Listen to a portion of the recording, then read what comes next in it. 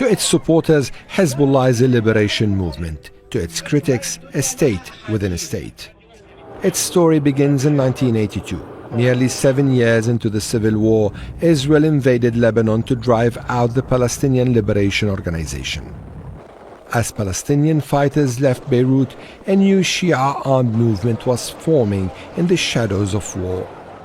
Inspired by Iran's Islamic Revolution, young Lebanese clerics and fighters created what they called an Islamic resistance.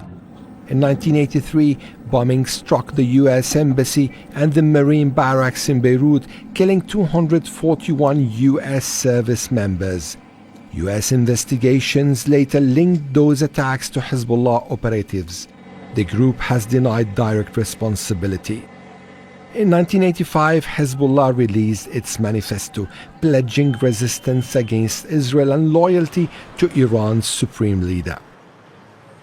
Throughout the 1980s, foreigners were taken hostage in Beirut.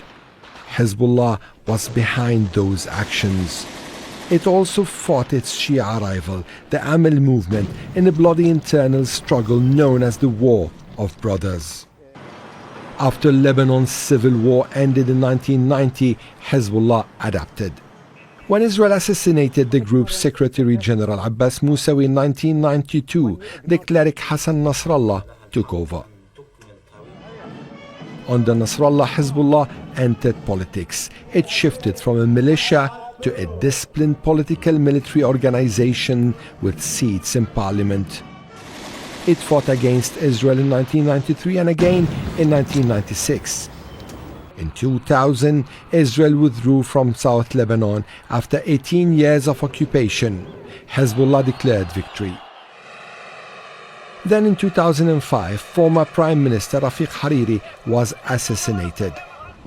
A UN-backed tribunal later accused members of Hezbollah of killing him, which the party denied. In 2006, Hezbollah and Israel fought 34 days of war. It ended with a new status quo in the region. The group's regional footprint grew after it intervened in Syria to support Bashar al-Assad in 2011. But its decision to defend the regime damaged its reputation.